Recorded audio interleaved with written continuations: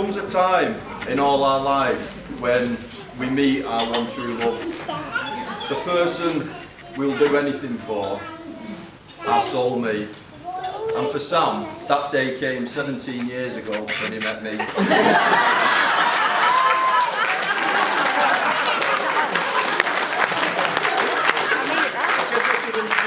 My name's Martin, for those of you who don't know me, and when Sam first asked me to be his best man, I was shocked. It's an honour for me, but also for Sam. He's finally admitted to each and every one of you that I'm the best.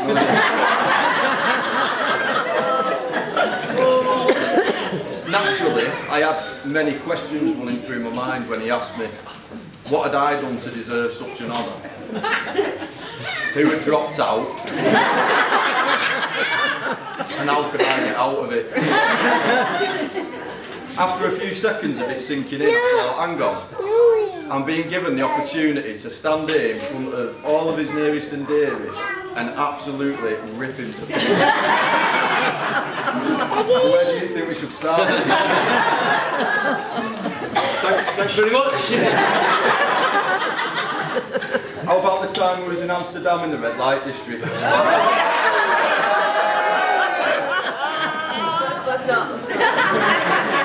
Or the time we were on one of many visits to a strip club?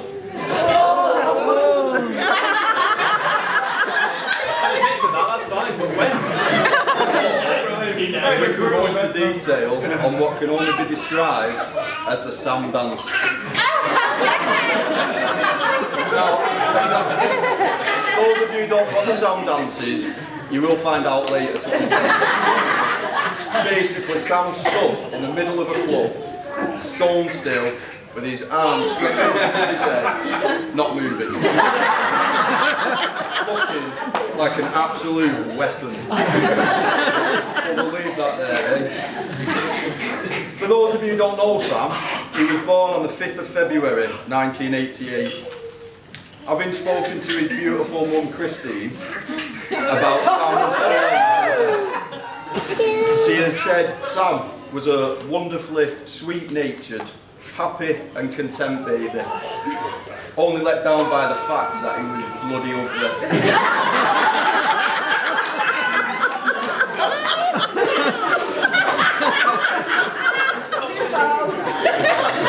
Basically, he sat about being unpopular until all that changed 13 years later when he met me. Suddenly we were popular then. From that moment on, we've seen or spoken to each other pretty much every day through the highs and lows. One thing I loved about growing up with Sam was his family. His mum Christine, stepdad Ian, and his big but loud sister Lucy.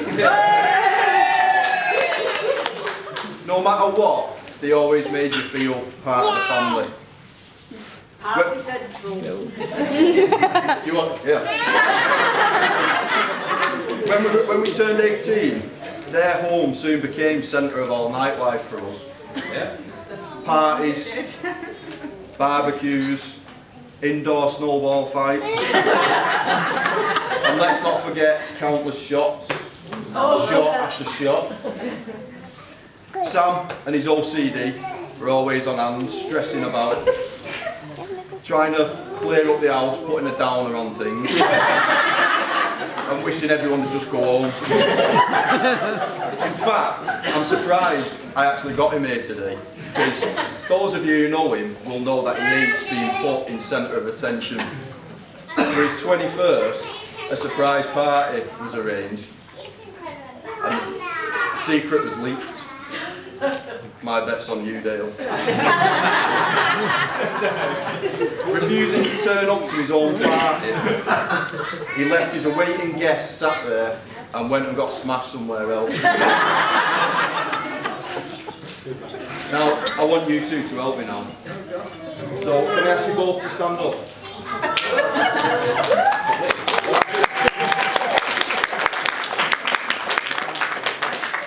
I want you to face each other and hold each other's hands.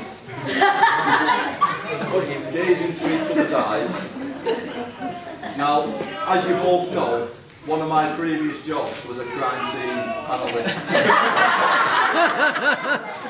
And just wanted to let you know that you're now looking into the eyes of the person most likely to kill you.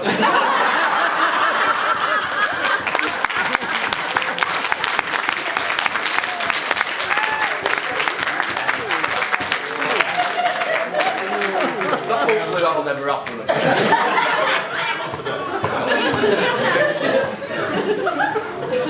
Since leaving high school, Sam and I became even closer friends.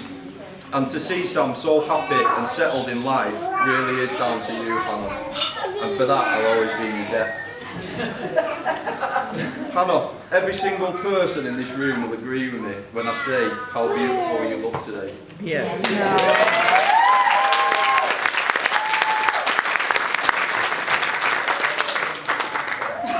And you do. I'd like to thank you for the daily, and in some cases hourly updates about not screwing this speech up.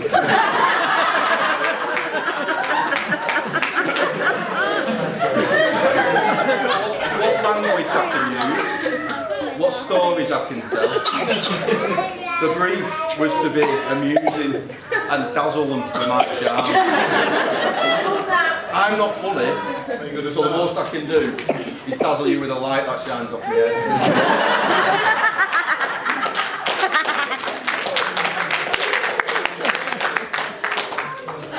I'd also like to thank the bridesmaids for looking so good today.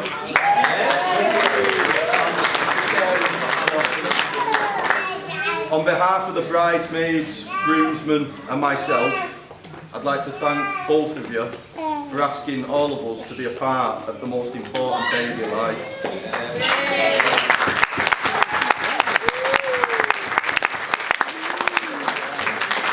I know they've both put a huge amount of effort into the planning of this wedding, especially you, Hannah. And I can only hope that apart from this speech, everything's exceeded your expectations. The groomsmen, where I have spread across 2 tables, thanks for your support. Turning up, drinking, pointing at chairs. The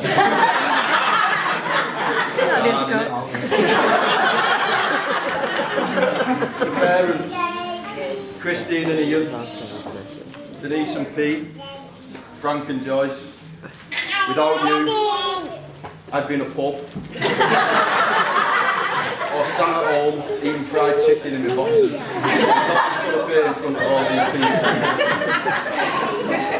I'm sure that I speak for both Sam and Hannah in thanking you all for coming today and helping them to drink through £15,000 of their hard-earned cash.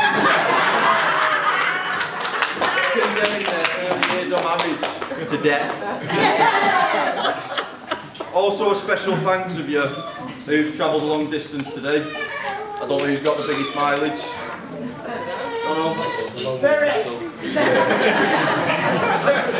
I would have appreciated you all staying at home though. Marriage isn't about finding a person you can live with. It's about finding the person you can't live without. And I honestly couldn't be any happier that Sam has found that with Hannah.